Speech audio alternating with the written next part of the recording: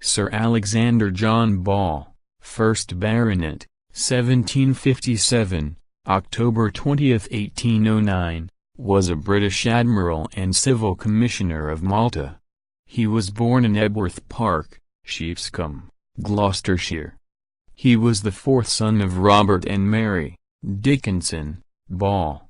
Early naval experience: Ball entered the Royal Navy, and on August 7, 1778, was promoted lieutenant. 3 years later he began a close association with Sir George Rodney. Ball was promoted commander on April 14, 1782, 2 days after his chief's crowning victory, and took command of Germain. On March 20, 1783 he became captain. With peace restored, Ball was furloughed on half-pay. He then spent a year in France, hoping to learn the language and live economically. Captain Horatio Nelson was at this time by no means favorably impressed by his future friend and comrade, and described Ball as a great coxcomb.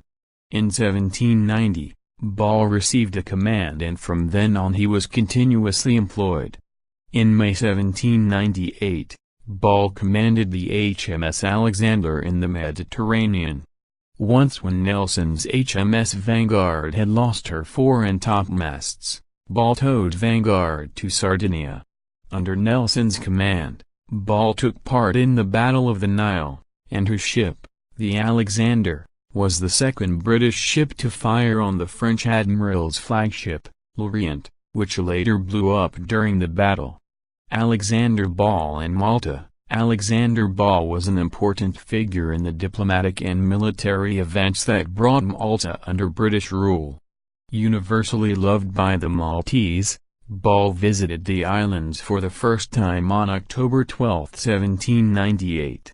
Whenever Ball appeared in public, the passers-by in the streets stood uncovered until he had passed. The clamors of the marketplace were hushed at his entrance and then exchanged for shouts of joy and welcome.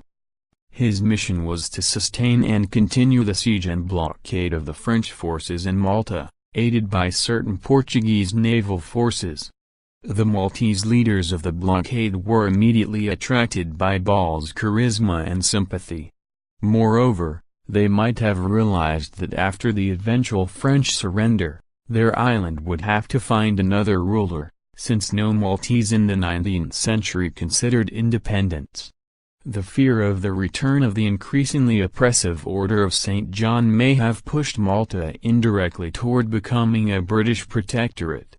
In a letter sent by one of the Maltese leaders to Ball, written by Vincenzo Borg, the Maltese expressed the wish to Ball that the vast majority of us wished to see the islands fall under English jurisdiction. The destiny of the Malta was to be decided by the events occurring in Europe during this period. Napoleon's troops succeeded in entering Naples itself, forcing King Ferdinand IV to flee the city with his family. For the Maltese this meant that only Britain could guarantee Malta's safety. It was at this stage that problems emerged between the supporters of the Neapolitans and those preferring the Royal Navy. Captain Alexander Ball succeeded in calming the situation, and this led to his eventual election as the President of the National Assembly that took place on February 9, 1799. According to Ball's wishes, the Assembly changed its name to National Congress in order to emphasize the need for a compromise. However, the increasingly precarious situation faced by King Ferdinand IV made Ball pass more powers to the British forces stationed in and around Malta. In fact, it was at this time that the Union flag was flown for the first time alongside the Neapolitan flag. Nelson wrote to Ball in January 1799, respecting the situation of Malta with the King of Naples. It is this: he is the legitimate sovereign of the island, therefore, I am of opinion his flag should fly. At the same time, a Neapolitan garrison would betray it to the first man who would bribe him.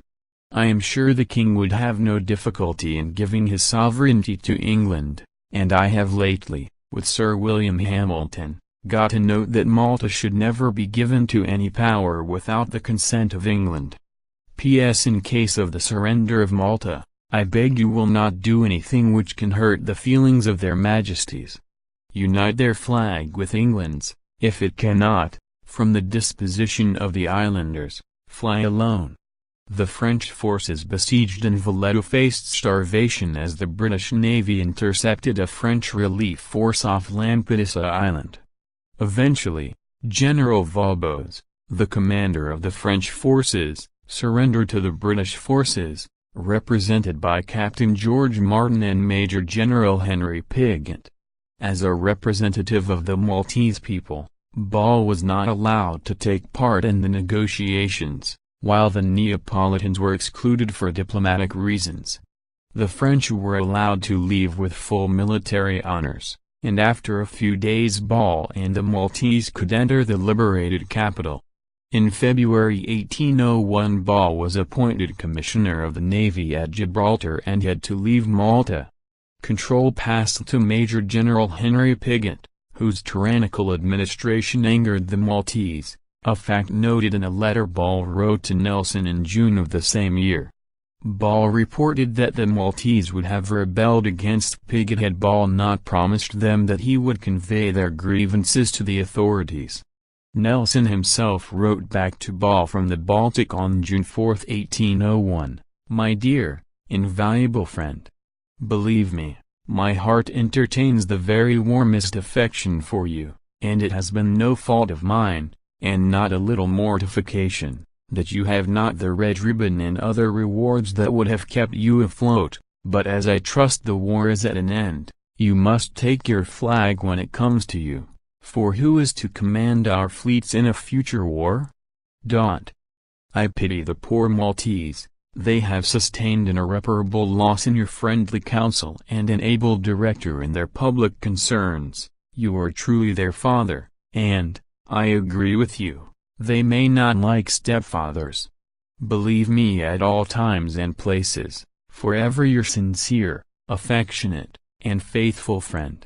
The British were uncertain of their policy towards Malta, as with Napoleon on the rise they could not afford problems with their allies.